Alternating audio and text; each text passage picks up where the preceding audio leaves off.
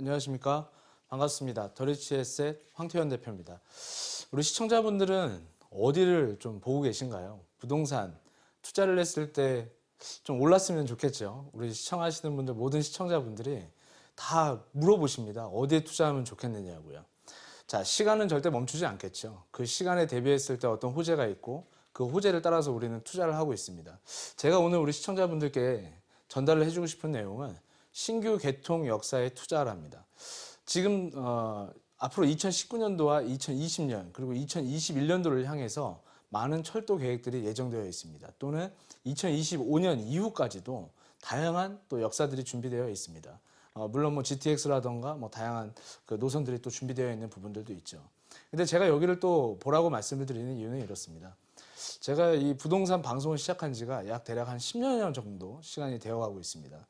제가 시작할 때쯤에는요, 9호선이 있지도 않았습니다. 7호선이 연장을 하지도 않았고요.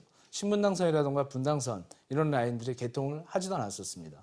무려 10년이라는 그 시간 동안에 신분당선이라던가 분당선, 지금은 또 용산 쪽으로의 어떤 또 이렇게 연장이라던가 또 서부광역철도라던가 또 앞으로 지금부터 보여드릴 그런 어떤 역들이 계속해서 늘어나고 만들어지고 있는데요.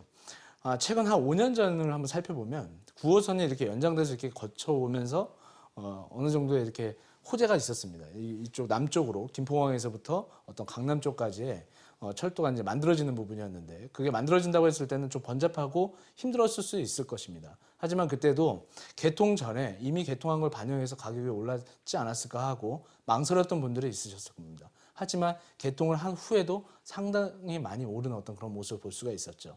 자, 본인에게 한번 질문을 해보시죠. 우리 다 같이.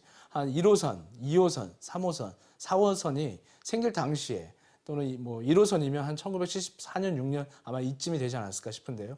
그 시점에 또는 지금으로부터 뭐 짧게 한 10년 전에 한 2호선 인근에다가 바로 앞에 뭐 부동산 하나 취득해 놨다면 지금 10년이 지난 이 시점에는 얼마나 가격이 올라가 있을까요? 그죠? 많은 후회를 하고 계실 수도 있으실 겁니다. 내가 그때 그걸 선택했다면 이라는 어떤 질문을 본인에게 던지고 있으실 수도 있을 거라고 생각이 됩니다.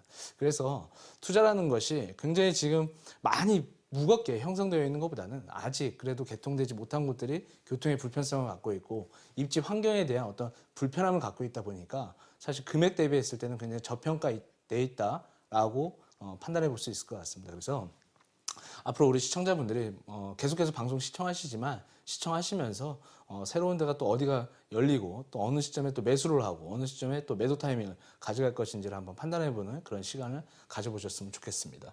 그래서 참고로 2019년도하고 2021년도까지 개통을 예정하고 있는 그런 역들을 제가 한번 안내를 해보도록 하겠습니다. 2018년도에는 일단 9호선 연장 구간이 뭐 12월까지 개통된다는 소식이 있기 때문에 9호선 좀 살펴보시면 좋으실 것 같고요.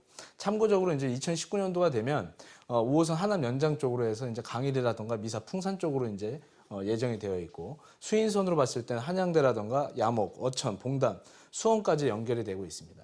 자, 이런 라인들을 쭉 살펴봤을 때 서울 쪽으로 좀 인접해 있는 라인들, 이런 데도 좀 보시면 좋고요. 자, 김포 같은 경우에도 보면 북변역이라든가 운양, 장기 쪽으로는 안쪽으로 계속해서 뒤로 밀리는 어떤 모습을 보이고 있는데, 이 앞쪽으로 보면 고천이라든가 풍무, 김포시청역 이런 라인들까지만 놓고 봤을 때는 실질적으로 마곡지구라든가 이런 데하고 굉장히 인접해 있습니다.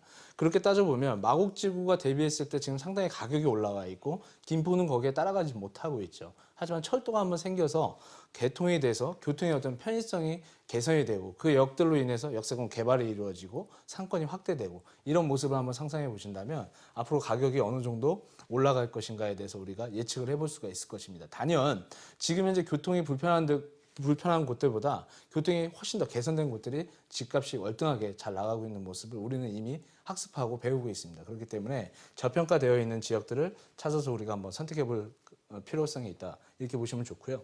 5호선뿐만 아니라 수인선, 6호선까지도 지속적으로 연장을 예상하고 있기 때문에 이런 예정역들을 살펴보시고 늦기 전에 접근을 하셨으면 좋겠습니다. 자, 2018년도에 2019년도에 개통하는 지역을 선택하신다면 이렇게 하면 어떨까 싶습니다. 2018년도에 매입을 하고 앞에 보여드린 어떤 김포라든가 이런 라인들은 사실 지금 중과세 제도에서 피해 있는 그런 지역들입니다.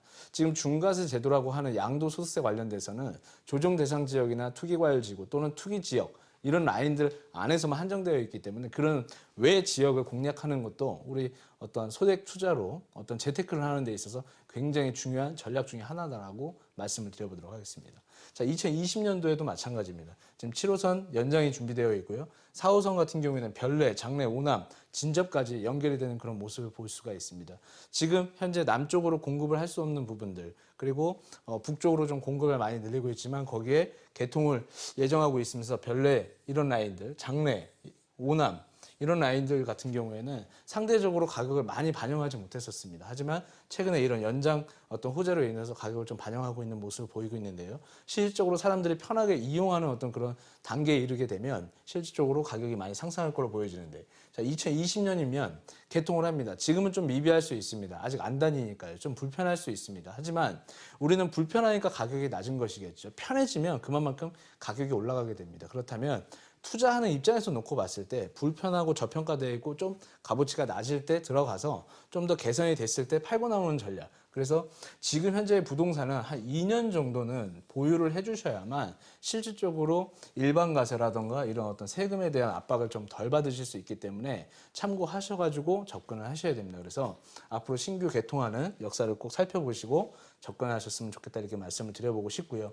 자, 2021년도에도 마찬가지입니다. 대곡 소사선이라든가 동두천 연천이라든가 서부광역철도라든가 GTX 또 개발 소식이라든가 이런 것들이 있습니다. 제가 지금 보여드린 것들은 예정력에 불과합니다. 무슨 얘기냐면 이미 개통을 앞두고 있다는 것이죠. 그리고 앞으로 이렇게 길을 열려고 하는 것들도 있습니다. 과거에 경부고속도로를 따라서 땅을 사신 분들이 굉장히 부자가 되신 분들이 있고요. 울산의 어떤 뭐 자유경제구역 도시에서 울산역을 기점으로 한 역세권 개발을 진행했던 부분이 있습니다. 그런 것들에 대한 토지가 뭐 평당 뭐 10만 원 하던 땅이 한 100만 원, 10배까지 뛴 사례도 있고, 또 가평이나 이런 쪽으로 보면 10만 원 정도, 20만 원, 30만 원 하던 토지가 한 1000만 원까지 100배 가까이 뛰는 그런 어떤 현상을 보인 것들도 있습니다.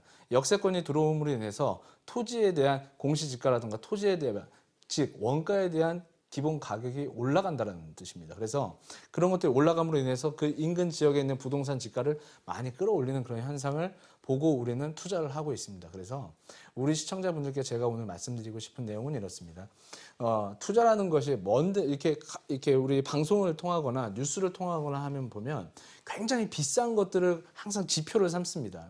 뭐 예를 들면은 뭐 강남의 몇십억 아파트 이만큼 올랐다 이렇게 하는데 정말 엄두도 못 내잖아요. 우리 좀 소소하게 중소민 이렇게 좀 이렇게 뭐라도 이렇게 작은 거라도 하나 해서 나의 자산을 늘리려고 하시는 분들 같은 경우에는 막 그렇게 큰 것만 보다 보니까 이게 과연 이게 맞는 얘기야? 이거 과연 내가 할 수 있는 건가? 이런 고민들 많이 하십니다. 제가 시청자분들 만나서 상의하고 상담하고 많은 대화를 나누고 있습니다. 뭐 세미나를 하고 일대 상담을 진행하고 많은 걸 하고 있지만 거기서 느껴지는 어떤 뭔가 이렇게 무력감이라고 할까요? 그런 것들 이제 느끼시는 분들 굉장히 많으신데 그러지 마시고 작은 것들 아직 좀 저평가되어 있는데 뭔가 개선이 되는 부분들을 우리가 노크를 해서 두들기고 들어간다면 충분히 소액 투자를 하시면서도 충분히 이득을 가져가실 수 있을 것이다. 내가 노력하는 만큼 이득을 볼 수 있는 겁니다. 너무 무거운데 그걸 남을 막 쫓아가려고 하신다면 절대적으로 실수할 수 있는 어떤 그런 모습을 가지고 있기 때문에 절대 무리하지 마시고요. 지금 부동산 시장은 굉장히 가파르게 정말 어찌 보면 말도 안 되게 상승해 있는 그런 모습을 보이기도 하기 때문에 거기에 초점을 맞춰서 막 심리적으로 불안해하지 마시고요. 한 번 정도 꺾일 수 있다라고 생각을 하시고 방어적으로 접근을 하시면서 약간 좀 높은 것보다 낮은 곳을 선택해서 투자에 임하시는 게 훨씬 더 합리적일 수 있다는 부분 제가 한번 말씀드려 보도록 하겠습니다. 오늘 준비한 내용은 여기까지입니다.